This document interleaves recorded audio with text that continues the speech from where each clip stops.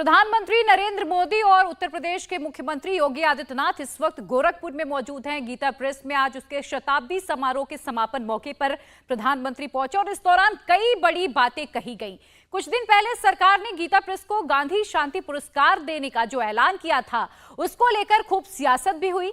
मोदी और योगी गीता प्रेस से अब गोरखपुर रेलवे स्टेशन जा रहे हैं, जहां वो गोरखपुर से लखनऊ के बीच चलने वाली वंदे भारत ट्रेन को हरी झंडी दिखाएंगे। लेकिन इस वक्त पूर्वांचल बीजेपी के लिए इतना महत्वपूर्ण क्यों है, एक ग्राफिक्स के जरिए हम आपको यहां पर समझा रहे हैं। मोदी का मिशन पूर्वांचल इसे माना जा रहा है। आज प्रधानमंत्री का ये दौरा कई मायनों में बेहद खास है। कुल 27 सीटें अगर पूर्वांचल की देखें तो 27-80 में से 27 सीटें आती हैं।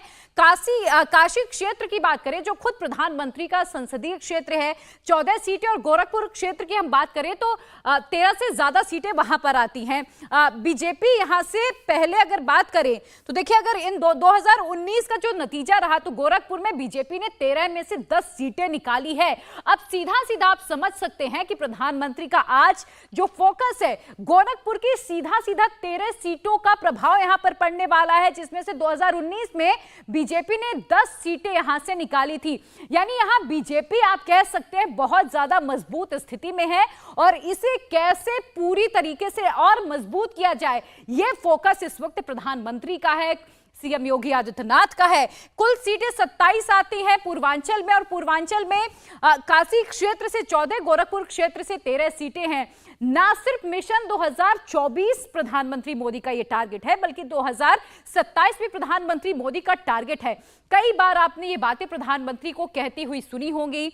यूपी में अब मतदाताओं का समीकरण किस तरह से है, वो एक बार हम आपको दिखाएंगे। मतदाताओं की जो संख्या है पूर्वांचल में, वो भी आपको बताएंगे। लेकिन यूपी का कास्ट फैक्टर, क्योंकि कहते हैं कि उत्तर प्रदेश में तमाम जो जातियां हैं वो बहुत बड़े निर्णायक भूमिका में होती है। कौन जीतेगा कौन हारेगा ये तय होता है। सवर्णों की बात करें 18 से 20% सवर्ण है। ओबीसी की बात करें 42 से 45%, यानी कि जो यहाँ निर्णायक की भूमिका में है वो ओबीसी वोटर हैं।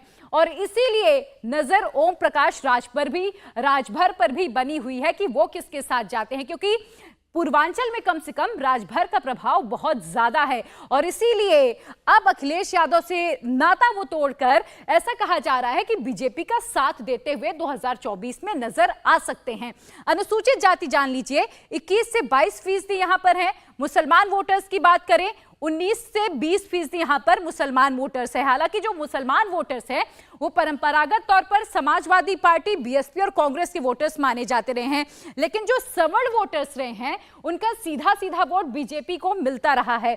अब यादव वोटर्स देख लीजिए, 49 लाख यादव वोटर्स हैं। हम आपको ये नंबर्स बता रहे हैं। मुस्लिम वोटर्स 47 लाख।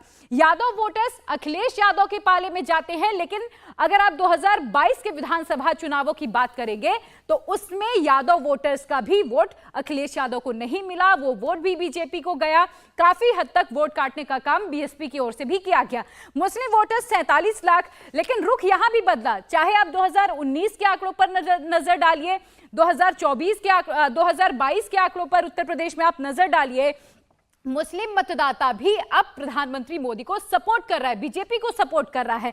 निषाद 13 लाख निषाद है। कुर्मी की बात करें 27 लाख निषाद है। और निषाद वोटर्स, क्योंकि संजय निषाद बीजेपी को सहयोग देते हैं और इसीलिए निषाद वोटर्स से माना जाता है कि बीजेपी के पाले में बड़ी आसानी से आ जाते हैं। राजभर, जिसका भी मैं जिक्र कर रही थी, 10 लाख मतदाता हैं और ये बहुत बड़ी संख्या है। और इसीलिए ओम प्रकाश राजभर इस वक्त यही सोच रहे हैं कि उनके साथ वो किसके साथ जाएंगे। एससी एसटी की बात करें 75 लाख, यादव 49 लाख, मुस्लिम 47 लाख, यानी कि जो सबसे ज्यादा बड़ा नंबर है वो है एससी एसटी वोटर्स का 75 लाख का ये आंकड़ा है। और प्रधानमंत्री का ये दौरा इसीलिए बेहद अहम है, क्योंकि जिनमें से 13 जो पूर्वांचल की 27 में से खास तौर पर जो गोरखपुर क्षेत्र की सीटें हैं, 13 में से 10 2019 में बीजेपी के खाते में गई थी।